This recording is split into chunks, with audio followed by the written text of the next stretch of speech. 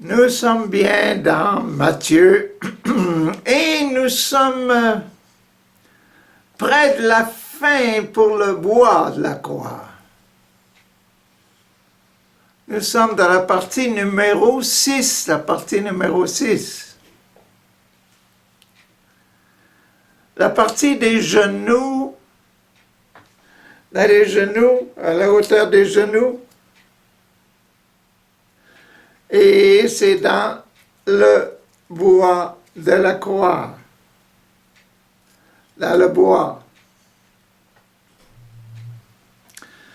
Le programme que Dieu le Père donne à Jésus pour que Jésus puisse réaliser de sorte que nous puissions le suivre. Si Jésus était mort bébé, il n'aurait pas pu nous donner notre programme de vie. C'était important que Jésus vive et même qu'il meure sur la croix pour enlever les péchés. Enlever, prendre sur lui-même tous nos péchés. Donc, le numéro 6, ne nous laisse pas succomber à la tentation dans notre Père. Nous avons passé de la tête, je crois en Dieu, le Père, le Fils, le Saint-Esprit, la Sainte Église catholique, communion des saints, la rémission des péchés. Nous sommes à la résurrection d'entre les morts. Nos péchés sont remis hier. Et Jésus nous a montré, et le Père nous a mis dans le sexe de Jésus, à la section du mariage, les secrets de la vie solitaire et la vie consacrée. Cette vie-là, elle est mise en exergue, elle est montrée, puis elle est facilitée dans les congrégations religieuses. Cette vie du sexe consacrée à la sanctification, le vœu de chasteté, c'est ce vœu-là que les frères, les sœurs et les laïcs qui veulent vivre selon l'exemple de Jésus, le parfait exemple de Jésus qui maîtrise sa virginité, c'est cette consécration qui nous fait, qui nous permet d'entrer dans le ciel plus aisément. Et c'est ça que les communautés religieuses essaient de vivre, de sorte que l'homme qui consacre sa vie à Dieu trouve des amis alentour de lui, l'homme ou la femme qui consacre sa vie à Dieu trouve alentour de lui des amis qui permettent à son amour humain de se développer et d'être heureux. D'avoir la joie d'être un consacré à Dieu. Donc ça se vit en communauté. Et aujourd'hui, de cette consécration-là, nous allons passer à la vie des saints. La vie du ciel. Ce que Dieu demande, ce que Dieu suggère pour vivre une vie pure. Ah, c'est ça qu'on va voir aujourd'hui. Le sacrement de l'ordre, le sacrement de mon choix de vie.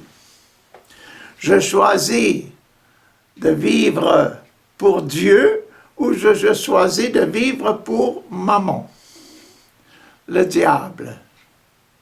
Je vis pour la sainteté ou je vis mêlé avec le péché et le péché et le péché. Voyez-vous? Donc, c'est ça qu'on devrait voir aujourd'hui dans le chapitre 7 de Matthieu.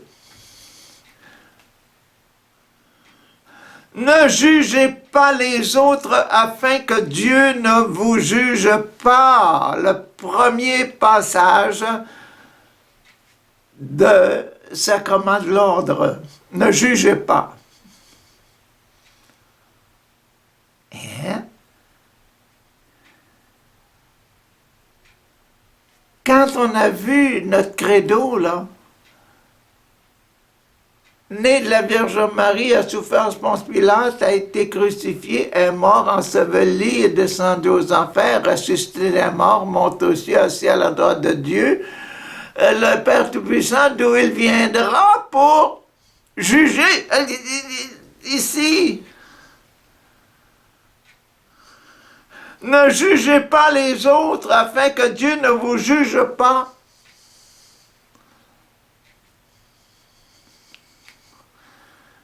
Ce qu'il ne faut pas oublier, là, c'est que Dieu n'a pas envoyé son Fils sur la terre pour le juger, mais pour le sauver. Jésus, notre Jésus, hein, il a été un exemple de vie. Il est l'exemple pour notre vie. Et cet exemple, il vient, te dit, ne juge pas, mais cet exemple qu'il a donné est le jugement.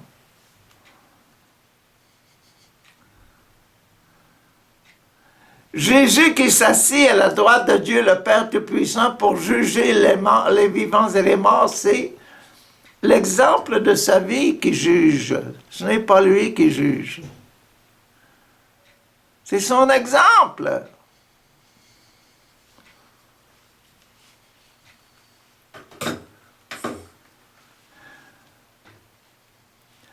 Sur la terre, pour trouver des bons juges, hein? Des vrais bons juges, c'est difficile, hein? Trouver des juges qui montrent dans leur vie qu'ils se sont jugés eux-mêmes.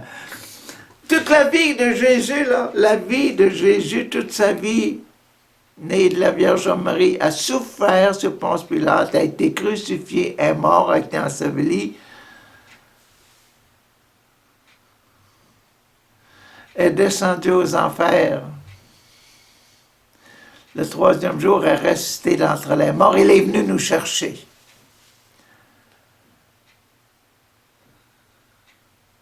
Toute sa vie qu'est le jugement. Il n'a plus besoin d'élever la voix pour dire, boum, frapper du marteau, il dit, c'est ça, je vais te frapper sur la tête, toi, là. Non, non, c'est seulement sa vie.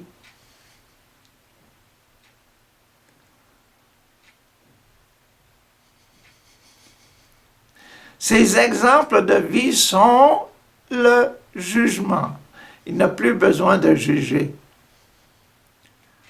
Chacun, en arrivant au ciel, quand on meurt, là, chacun se juge soi-même.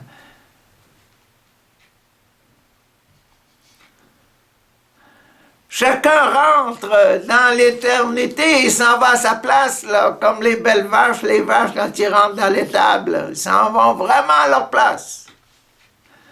Nous, quand on rentre dans l'éternité, on va s'en aller à notre place. On va aller ou au ciel ou en enfer.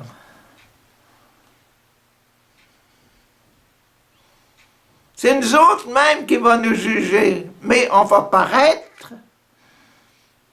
devant Dieu.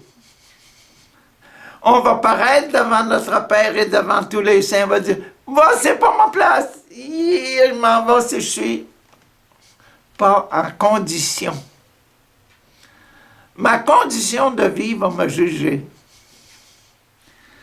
Ah, ne jugez pas les autres afin que Dieu ne vous juge pas.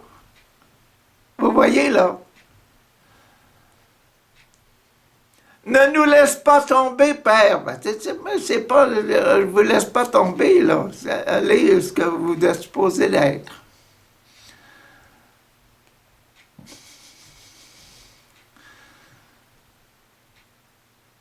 Le sixième commandement, on dit dans le numéro 6, le sixième commandement, c'est ne tue pas. Hein? Je te tue pas. C'est toi qui t'es tué. Tu t'en vas en enfer parce que tu t'es tué toi-même, tu t'es mis en état de mort spirituelle.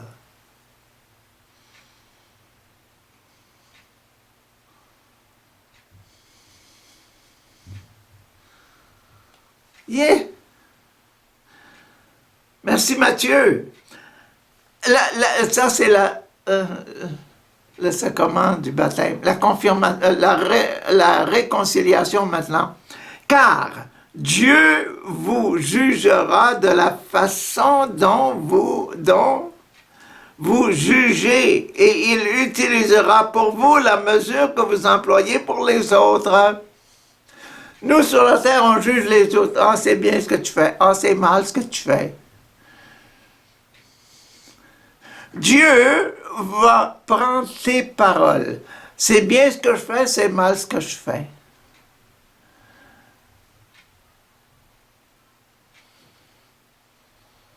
C'est nous-mêmes qui allons nous juger. Je me réconcilie avec le jugement. Le jugement, c'est moi qui me juge. Et c'est ça que Matthieu dit.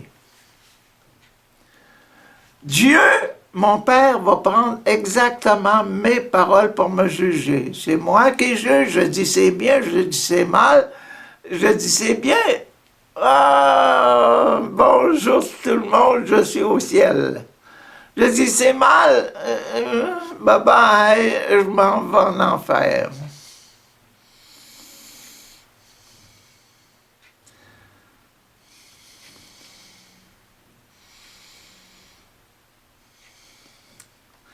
Ah, c'est ça, c'était la réconciliation. Maintenant, on est dans la confirmation.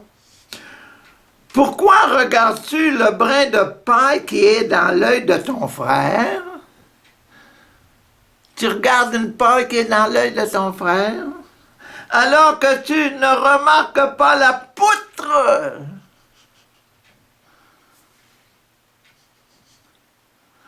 Un 2 par 4.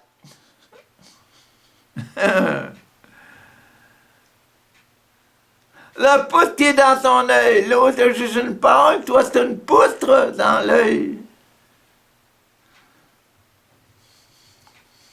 Pourquoi regardes-tu le brin de paille qui est dans l'œil de ton frère alors que tu ne remarques pas la poutre qui est dans ton œil? Vous savez-vous, la confirmation, c'est toujours moi, moi, moi. Comment peux-tu dire à ton frère, laisse-moi enlever cette petite paille de ton œil alors que tu as une poutre dans le tien?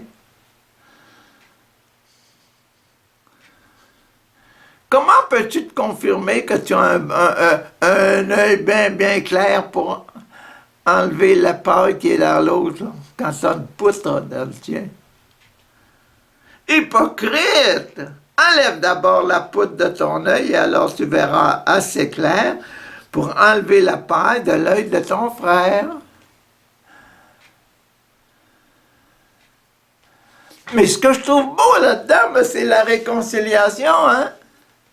Les deux qui sont là, ils sont deux pour organiser la réconciliation puis la confirmation. Quand je veux me confirmer, moi, je dois avoir un autre. Je me confirme, je suis capable de l'enlever, la paille qui est dans son œil. J'ai des bons yeux, j'ai des bons yeux. Je suis capable de l'enlever.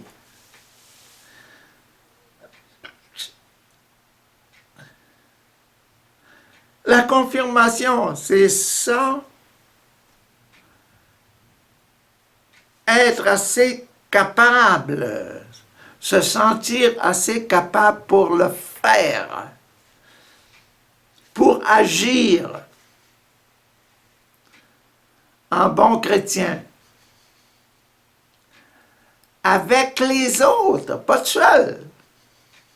Je me confirme aux autres. Je me confirme à l'Église. Et l'Église, pour Dieu, c'est le monde entier.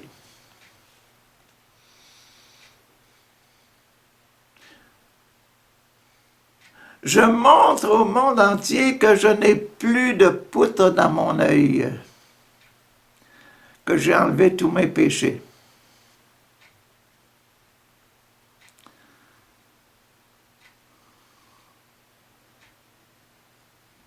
Vous comprenez, là, hein? C'est beau le passage de Saint Matthieu. Il est beau le passage de Saint Matthieu. 4 maintenant, le numéro 4, là, le passage du ventre, à partir du ventre, la section du ventre, dans le sacrement de l'ordre.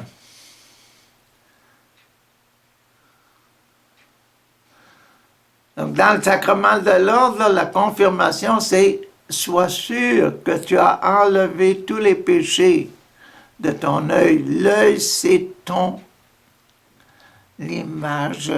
L'œil, c'est ta vie, c'est la lumière. Il faut que ton œil soit pur pour entrer au ciel. Comme on a dit hier, on fait juste continuer le programme jusqu'à la fin, là. Là, on est en train de nettoyer nos yeux qui sont la lumière de notre âme, la lumière de notre corps. On est rendu là. Nettoyer nos yeux, pourquoi? Parce que nos yeux doivent voir Dieu. C'est pour ça qu'il a mis ça là, là. On est dans le passage numéro 6, bienheureux les cœurs purs, parce qu'ils verront Dieu. Enlevez la poutre. Et c'est beau que la confirmation qu'on avait tantôt, là, les relations, hein? C'est très beau. Je voudrais enlever la poutre pour que tu vois Dieu. Je veux enlever la paille. Je voudrais enlever la paille pour que tu vois Dieu mieux. Je voudrais enlever ma poutre maintenant pour voir Dieu beaucoup mieux. Purifié. Bienheureux les cœurs purs parce qu'ils verront Dieu. Nous sommes à étudier ce passage-là. Et hier, on disait que notre œil, c'était notre lumière. Que voilà, on doit voir la lumière parfaitement au ciel pour entrer au ciel. Ah! Le numéro 4, ne donnez pas ce qui est sain aux chiens.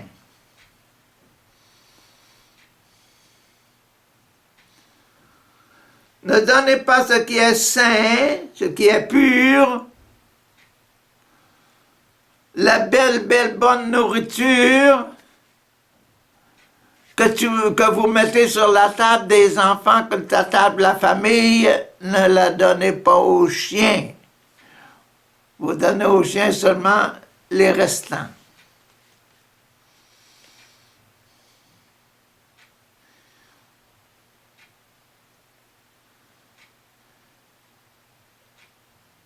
Il faut aller plus loin que le petit chien que vous voyez là.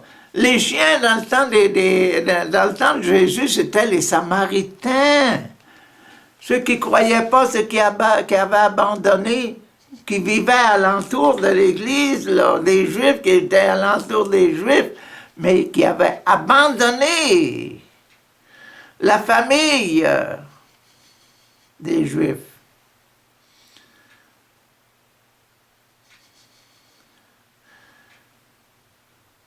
La famille de Yahvé, la famille de Dieu, Papa Dieu.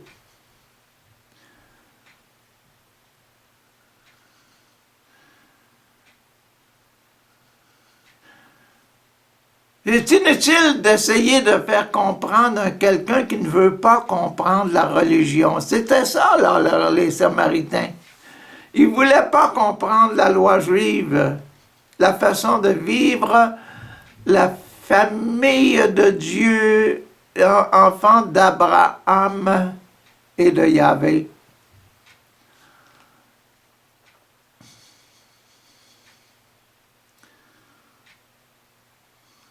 Ce qui est saint, ce qui est pur, ce qui est la bonne nourriture, notre Eucharistie, il ne faut pas la donner aux païens, ils ne veulent pas comprendre.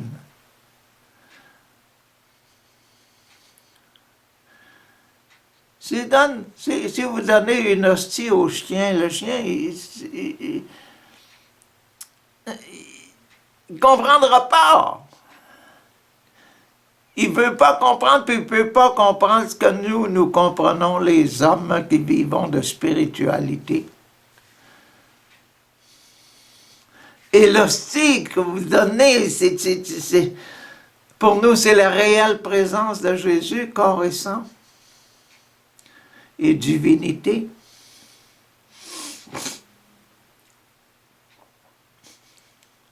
Le chien ne comprendra pas.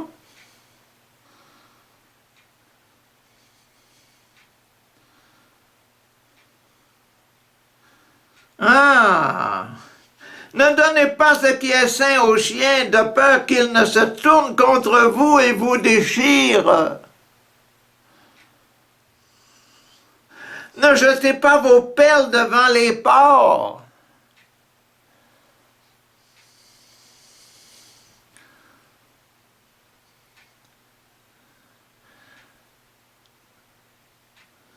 Une perle, une petite roche, d'un collier ou d'un beau pendentif, etc. Si vous jetez ça devant un cochon, est-ce que le cochon va avoir le respect que vous avez pour ça, puis la valeur qu'il y a dans une perle? Jamais. Pour le cochon, une perle, c'est une pierre. Il va le piétiner.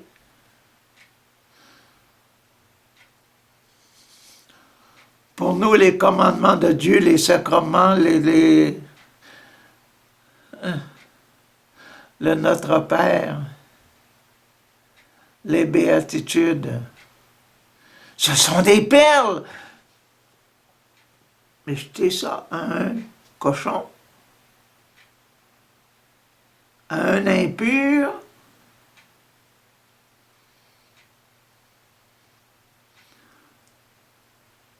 il ne comprendra pas.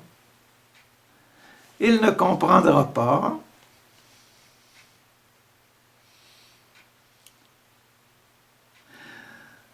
Ne donnez pas ce qui est sain aux chiens, de peur qu'il ne se tourne contre vous et pour vous déchirer.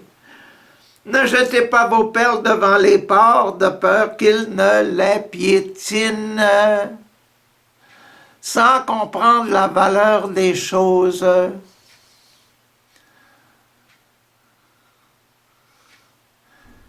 Et ça, c'était l'Eucharistie, hein? Il faut comprendre ce qu'on a.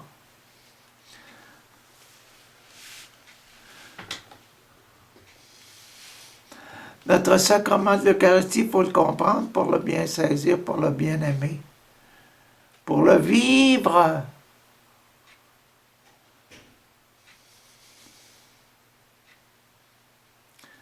La vie vaut plus que la nourriture, comme on disait. Et le corps plus que le vêtement.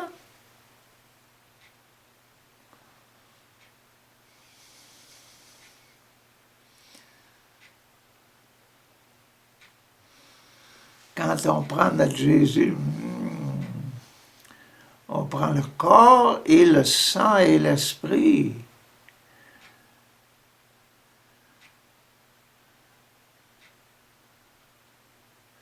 Et Saint Paul nous dit, revêtez-vous le vêtement du Christ.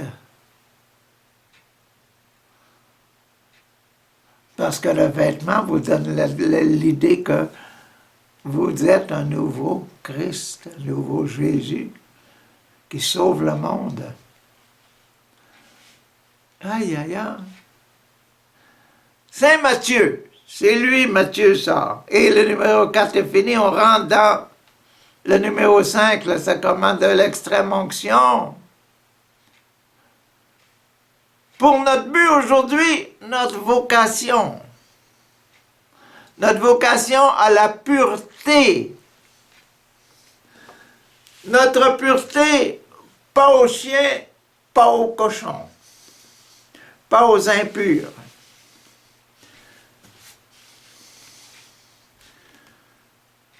Pas aux infidèles, pas aux impurs. C'est le fait de notre vocation. Notre cœur pur. En numéro 5, demandez, vous recevrez. C'est numéro 5, c'est quoi? Miséricorde. Pardon, pardon, Seigneur. Pardonne-nous nos offenses comme nous pardonnons à ceux qui nous ont offensés. C'est lui la miséricorde. Bienheureux les miséricordieux parce qu'ils obtiendront la miséricorde.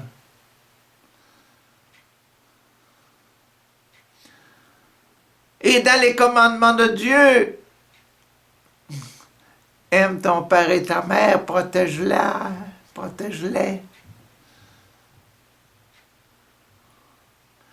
Parce que ce sont eux qui te donnent l'éducation. Ce sont eux qui te donnent le cœur pur. Ce sont eux qui te rendent pur.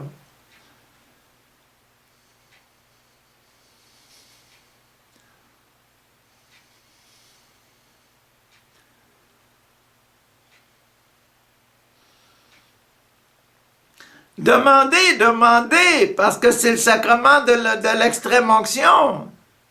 Il faut le demander d'être purifié. Demandez, vous recevrez. Cherchez, vous trouverez. Frappez, on vous ouvrira la porte. Frappez, allez, allez, allez. Miséricorde. Qui demande, reçoit. Qui cherche, trouve. On ouvre la porte à celui qui frappe. Oh là là là là là là là là. Faut être patient, faut être endurant, faut être persévérant. Persévérant. On veut quelque chose, on le demande.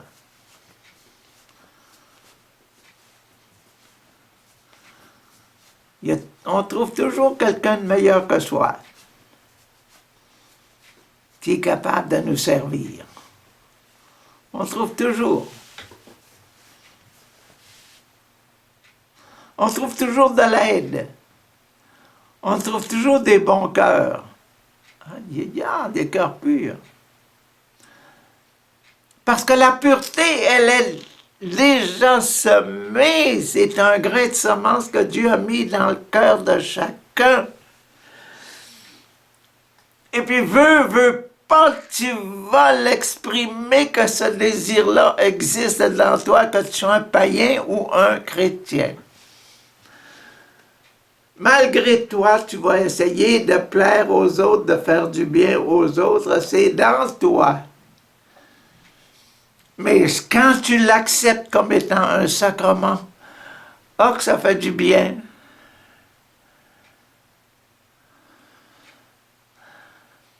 Je fais ça parce que le bon Dieu me le demande.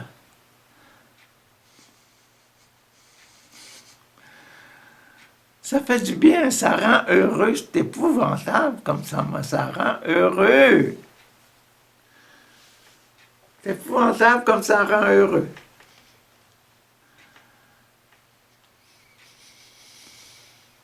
Le faire soi-même, rendre ses services soi-même, c'est faire partie du sacrement de la miséricorde. Et quand les autres le font pour nous, c'est un merci que nous donnons au Seigneur, à Dieu qui a mis la miséricorde partout dans le monde.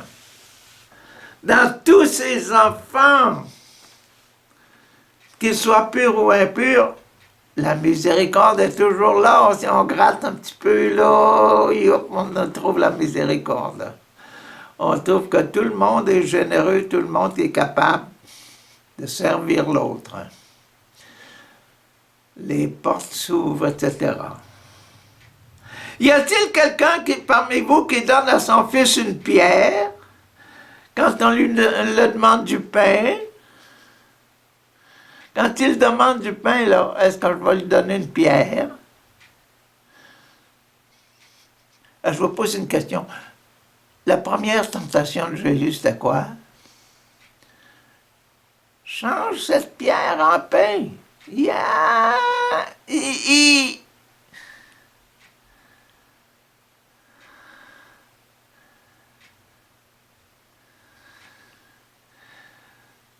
C'est là. Encore. Merci Seigneur. Dans le sacrement de l'ordre. Être un ministre pour guérir.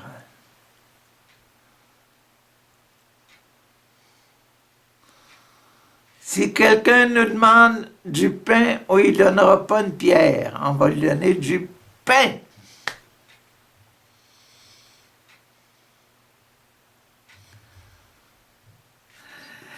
Ou qui lui donne un serpent s'il demande un poisson? Si votre enfant vous demande un poisson, du poisson, vous allez lui donner un serpent.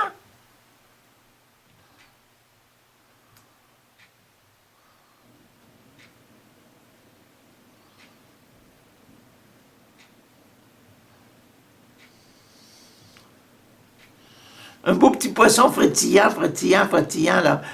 Mais un petit serpent frétillant, frétillant, et tu es mort.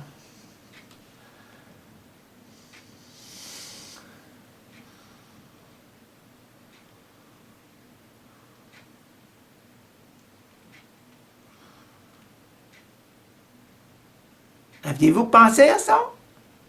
Que l'image était comme ça, là? La vie et la mort, la vie et la mort, la vie et la mort. Le serpent va... et dans la mort. Le serpent du paradis terrestre. Adam et Ève.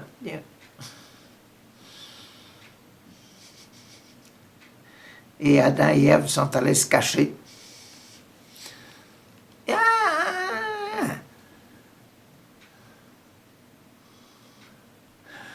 Tout mauvais que vous êtes, vous savez donner de bonnes choses à vos enfants, combien à plus forte raison, donc votre Père qui est dans les cieux donnera-t-il des bonnes choses à ceux qui lui demandent?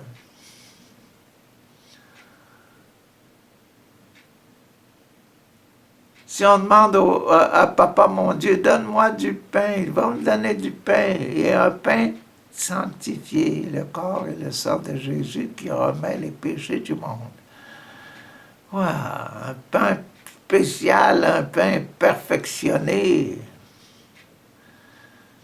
On demande du poisson, il ne vous donnera jamais un serpent.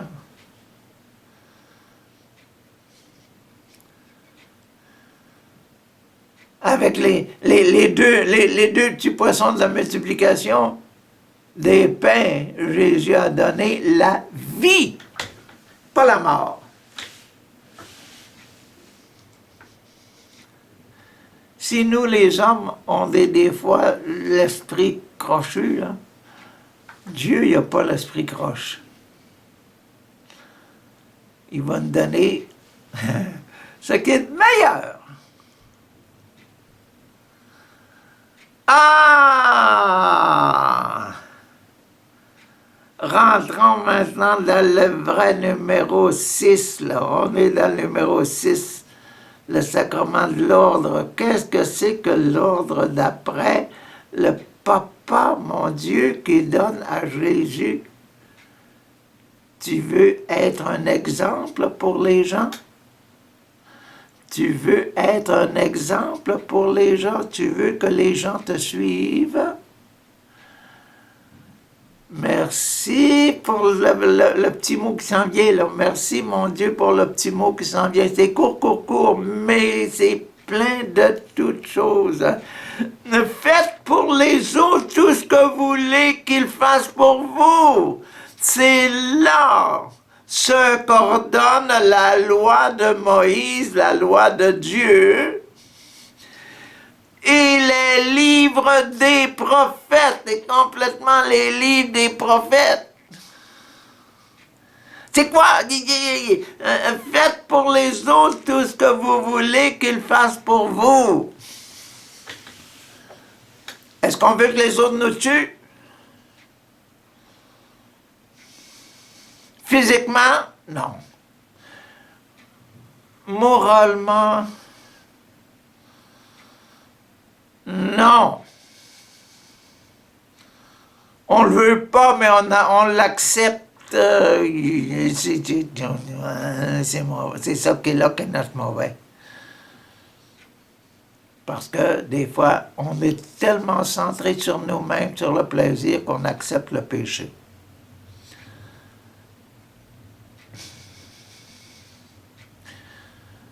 La règle d'or que Matthieu a mis là pour nous autres et pour Jésus, faites aux autres ce que vous voulez qu'ils fassent pour vous.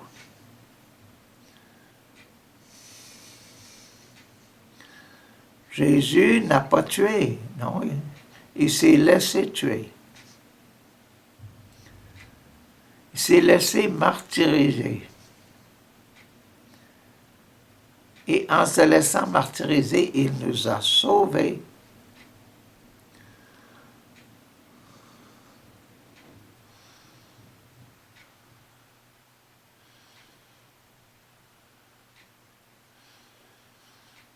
C'est formidable, hein? C'est formidable. Merci, mon Dieu. Merci, Jésus. Merci d'avoir fait pour les autres ce que tu désirais qu'ils fassent pour toi, que les autres fassent pour toi.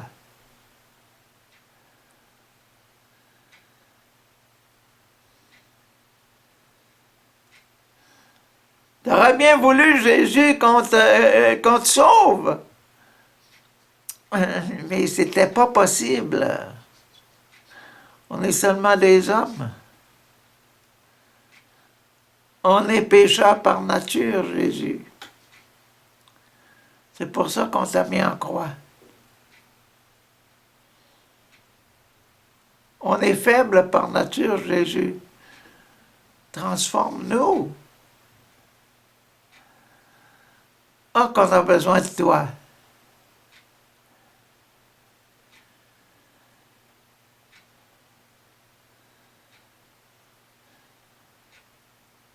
Bon, le sacrement numéro 6, c'est le sacrement de la pureté. Jésus nous accorde, nous purifie, nous enlève de nous tous les péchés.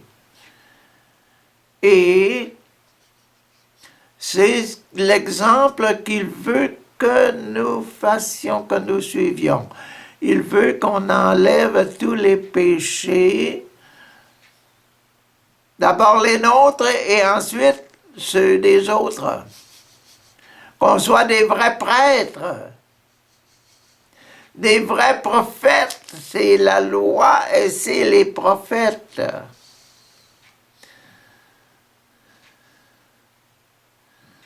Que nous soyons purs, que nous entrions au ciel purs, et que tous ceux qui nous suivent, tous nos adeptes, deviennent des saints.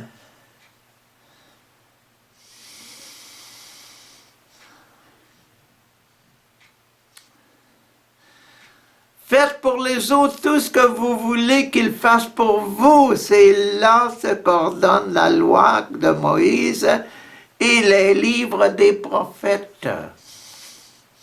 Jésus fait ça, dit Papa mon Dieu.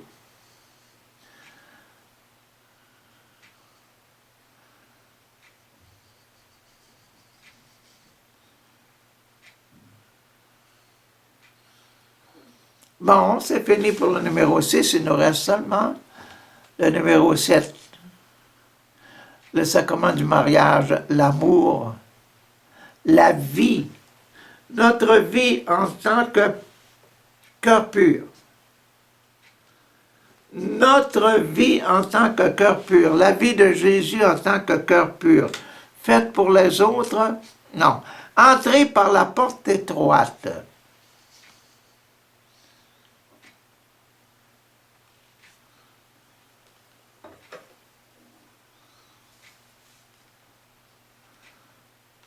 Vous vous rappelez l'autre jour quand je parlais de la porte étroite, la petite porte pour entrer à Jérusalem, par laquelle les chameaux ne pouvaient pas rentrer, qu'on devait décharger, enlever tout ce qu'il y a sur le chameau pour essayer de le faire entrer par la porte, puis après ça, transporter les bagages à l'intérieur de la porte de Jérusalem et remettre les bagages du chameau. Entrez par la porte étroite.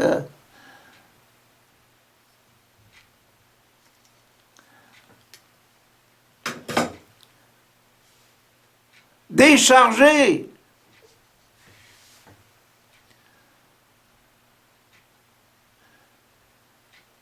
nos chameaux.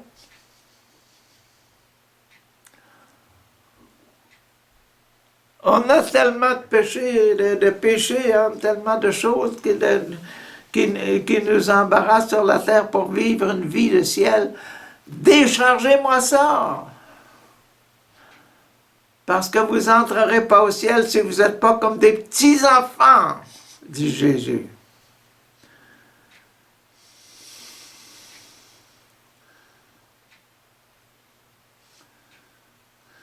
On entre au ciel tout nu.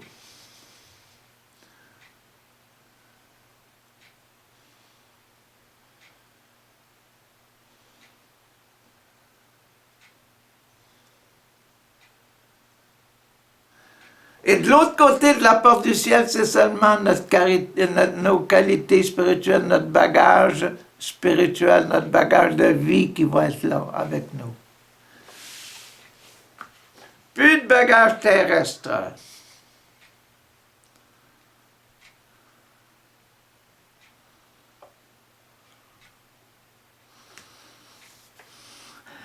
Entrez par la porte étroite, car large est la porte et facile est le chemin qui mène à la destruction, et nombreux ceux qui utilisent la porte et les chemins qui mènent à la destruction, au mal, au péché, à la mort, à l'enfer.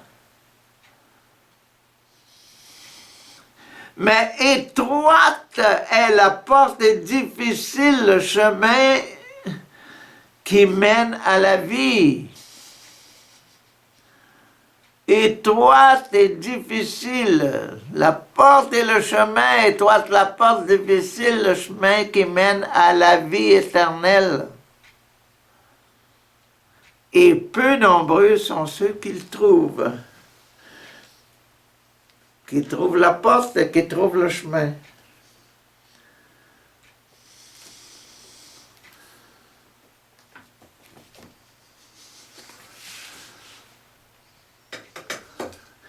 Et on est rendu là. C'est là qu'on est rendu. C'est là qu'on est rendu. On est rendu là à la fin complètement. Demain, on va rentrer là.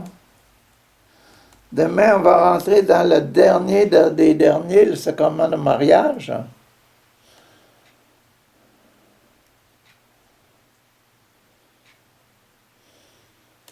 Et vous avez vu que tout ça, ça mène à la purification telle qu'on vous le dit aujourd'hui.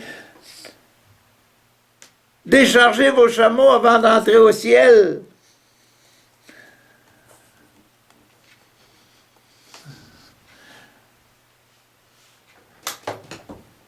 Purifiez-vous avant d'entrer au ciel, recevez le sacrement de l'extrême-onction. Recevez la pureté. Bienheureux les cœurs purs parce qu'ils voient Dieu.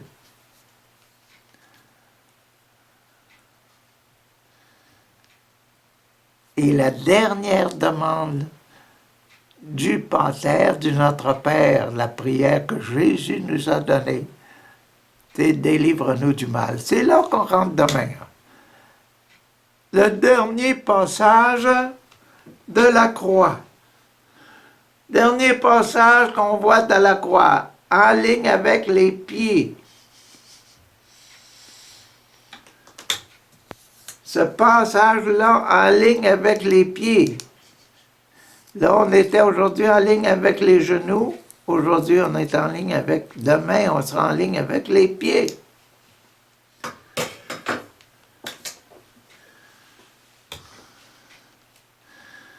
Réalisation, confirmation complète de notre vie spirituelle.